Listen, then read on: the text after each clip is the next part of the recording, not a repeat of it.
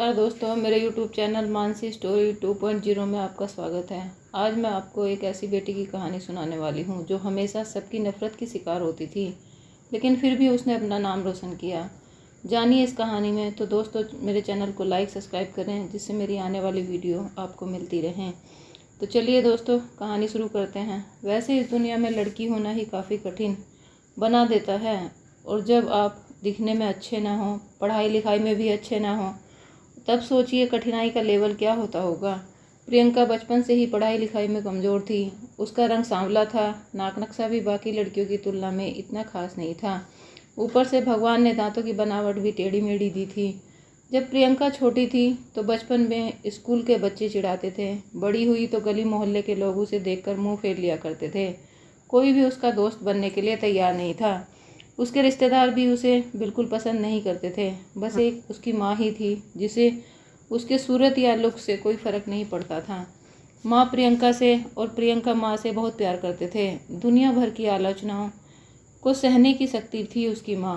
प्रियंका के लिए जब कोई उसे बदसूरत बोल देता, जब प्रियंका को शादी के लिए देखने आए लोग उसे बिना पसंद किए वापस चले जाते, यहाँ तक कि जब उसके पापा भी उसे मनहूस बोल देते, तब माँ ही थी जो उसे समझाती कि लोगों के बोलने से क्या होता है, तू तो मेरी प्यारी बेटी है। भगवान के किए इतने सारे अन्यायों के बावजूद प्रियंका जीना सीख गई थी। वह खुश रहना सीख गई थी। जो भी गिने चुने लोग उससे बातें करते थे, उन्हें चुटकुले सुनाकर हंसाया करती और खुद भी ठहाके मारकर हंसती थी। इसके अलावा एक और बहुत बड़ी खूबी थी प्रियंका की। उसे खाना बनाने में बहुत मज़ा आता था। उसका बनाया खाना खाकर लोगों को जो स्वाद आता था, और ना सिर्फ खाना बनाने में मज़ा आता था, उसका बनाया खाकर स्वाद आता था, वह उसको तृप्त कर जाता था। और यह उसमें अपने आप तो नहीं आया था। दुनिया के ठुकराए जाने के बाद उसने अपना सारा समय खाने की रेसिपीज और किताबें और टीवी चैनल्स को समर्पित कर दिए थे। प्रियंका की तारीफ़ तो कोई भी नहीं करता था, लेकिन उसके हाथों के बने खाने की तारीफ़ वह हर व्यक्ति करता था जो उसे चखता था। इस एक गुण की वजह से प्रियंका अपने आसपास की औरतों में फेमस हो गई थी, क्योंकि जिसे भी खाना पकाना सीखना हो या कुछ नया पकवान बनाना सीखना हो, वह प्रियंका के पास आती और प्रियंका भी खुशी खुशी उन्हें सब सिखाती। उसके पास आने वाली औरतें अच्छा खाना बनाना सीख जाती, लेकिन लाख कोशिशों के बावजूद फिर भी प्रियंका के हाथों का वह जादू जो सबको तृप्त कर जाता था, वह कोई नहीं सीख पाता था। प्रियंका की ज़िंदगी इन्हीं उतार चढ़ावों के साथ कट रही थी। एक बार फिर माँ बाप ने जी तोड़ कोशिश करके एक परिवार को प्रियंका को देखने के लिए मना लिया था, और अगले दिन लड़का प्रियंका को देखने आने वाला था। प्रियंका को इस बात की खबर होने पर वह दुखी और गुस्सा हो गई कि बिना उससे पूछे पता नहीं क्यों माँ बाप लड़कों को बुला लेते हैं और उसका मजाक बना देते थे। माँ ने प्रियंका को समझाया कि ऐसा ही होता है, कोई भी बेटी अपने माँ बाप के यहाँ हमेशा नहीं रहती, उसे एक न एक दिन शादी करके जाना ही पड़ता है। अगले दिन प्रियंका सुबह ही लड़के वालों के आने से पहले ही सज संवर कर कहीं निकल गई थी। उस दिन लड़के वाले घर आकर माँ बाप को खरी खोटी सुनाकर गए थे। वैसे भी पापा को प्रियंका पर हमेशा ही गुस्सा रहता था, लेकिन उसकी इस हरकत ने उनको गुस्से से पागल कर दिया। उस दिन पापा ने प्रियंका का सारा गुस्सा प्रियंका की माँ पर उतार दिया, यह कहकर कि एक मनहूस बेटी को जन्म देकर भी तुम्हारा मन नहीं भरा, इसलिए उसको लाड़ प्यार देकर सर पर बिठा लिया है। हमेशा अपनी बेटी को गलत बातों से बचाने वाली माँ आज खुद प्रियंका से नाराज़ हो गई थी, और वह अब प्रियंका के घर आने की राह देख रही थी ताकि अपना गुस्सा उस पर उतार सके। सूरज ढलने से पहले प्रियंका घर वापस आ गई थी। उसके चेहरे पर एक अजीब सी खुशी थी। उसके हाथों में एक चेक था और एक सर्टिफिकेट भी। प्रियंका माँ से कुछ कहना चाहती थी, लेकिन इससे पहले एक भी शब्द कह पाती, माँ ने उसे खरी खोटी सुनाना शुरू कर दिया। गुस्से से माँ बोलते बोलते इतना कुछ बोल गई कि प्रियंका ने कभी सपने में भी नहीं सोचा था। माँ ने कहा, बाकी सभी लोग सही थे, तुम सच में मनहूस हो, तुम्हारी वजह से हर कोई परेशान है। अच्छा होता अगर तुम पैदा होते ही मर जाती, हमें यह दिन नहीं देखना पड़ता।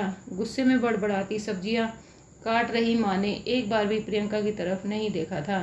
प्रियंका माँ की बातें किसी मूर्ति की तरह सुन रही थी, पत्थर की ऐसी मूर्ति जिसके शरीर में तो जान ना हो, लेकिन आंखों से आंसू की धारा बह रही थी। प्रियंका ने अपनी माँ से पूछा, माँ क्या तुम भी चाहती हो कि मैं मर जाऊँ? क्या इतनी बुरी हूँ मैं? माँ अभी भी गुस्सा सर पर सवार होने की वजह से माँ ने कह दिया। हाँ, बिना एक पल भी सोचे प्रियंका ने सीधा अपने कमरे में जाकर कमरा अंदर से बंद कर लिया था। 1-2 मिनट बाद जब गुस्सा थोड़ा शांत हुआ तब माँ को अपनी गलती का एहसास हुआ तो प्रियंका के रूम की तरफ गई और उन्हें पता चला प्रियंका ने कमरे को अंदर से बंद कर लिया है। अब प्रियंका की माँ बहुत डर गई थी कि गुस्से में कुछ गलत ना कर ले, इसलिए प्रियंका के पापा को तुरंत बुलाया तो उन्होंने काफ़ी कोशिश की पर दरवाज़ा नहीं खुला। तब उन्होंने दरवाज़ा तोड़ दिया। प्रियंका ने फांसी का फंदा तैयार करके उस पर लटक रही थी। अभी ज़्यादा देर नहीं हुई थी, वह केवल बेहोश ही हुई थी। प्रियंका के माता पिता ने उसे तुरंत उतारा और बेड पर लिटा दिया। उसके पापा ने तुरंत डॉक्टर को फ़ोन किया। तब माँ का ध्यान बेहोश पड़ी प्रियंका के हाथ में चिट्ठी, पास पड़े 5 लाख रुपए का चेक और 5 स्टार होटल में शेफ की नौकरी के लिए ज्वाइनिंग लेटर पर पड़ी जो प्रियंका अपने साथ लाई थी। तब उसकी मम्मी पापा ने वह चिट्ठी खोलकर पढ़ी जो उसने फंदा लगाने से पहले लिखी थी। चिट्ठी में कुछ इस तरह से लिखा था। मम्मी और पापा, मैं जानती हूँ मेरे जन्म से मैंने आज तक कुछ भी ऐसा नहीं किया जिससे आप मुझ पर गर्व कर सकें, लेकिन मैं आपको बताना चाहती हूँ कि आज मैं खाना बनाने के नेशनल लेवल कंपटीशन को जीत चुकी हूँ और यह 5 लाख का चेक मुझे प्रथम स्थान आने पर मिला है। जज को मेरा खाना इतना पसंद आया कि उन्होंने मुझे बहुत बड़े होटल में मास्टर शेफ़ की नौकरी का ज्वाइनिंग लेटर दे दिया। भले ही पूरी दुनिया मेरे खिलाफ क्यों न हो, इस बात का मुझे कोई फ़र्क नहीं पड़ता और ना पापा की कड़वी बातें मैंने अपने दिल पर ली, क्योंकि मैं जानती थी बाहर से सख्त दिखाई देने वाले मेरे पापा मुझे दिल से बहुत प्यार करते हैं। अगर वे प्यार ना करते होते तो मुझे बिना मांगे मिठाइयाँ, कपड़े, पटाखे सब लाकर देते थे। माँ के प्यार की कोई क्या तुलना कर सकता है। मेरी माँ मेरे लिए मेरी सारी दुनिया थी। जब मेरी माँ मेरे साथ होती थी तो मुझे किसी की परवाह नहीं होती थी। मेरी माँ सिर्फ मेरी थी, इसलिए मुझे किसी और की ज़रूरत ही नहीं थी। लेकिन आज मेरी माँ मेरे साथ नहीं है। आज मेरी दुनिया, मेरी माँ मेरे साथ नहीं है, इसलिए मैं इस दुनिया को अलविदा कहकर जा रही हूँ, क्योंकि मैं जानती हूँ कभी ना कभी आपने भगवान से यह दुआ ज़रूर की होगी कि मेरे जैसी औलाद उन्हें किसी जन्म में ना मिले। लेकिन मैं हमेशा भगवान से प्रार्थना करती थी कि मुझे आप जैसे माँ बाप हर जन्म में मिलें, इसलिए यही प्रार्थना करके मैं उसी भगवान के पास जा रही हूँ। चिट्ठी पढ़ते ही माँ बाप के पैरों तले ज़मीन खिसक गई। दोनों पछतावे में डूब गए। बेड पर बेहोश पड़ी प्रियंका के सिर पर हाथ फेरते हुए दोनों फूट फूट कर रो रहे थे।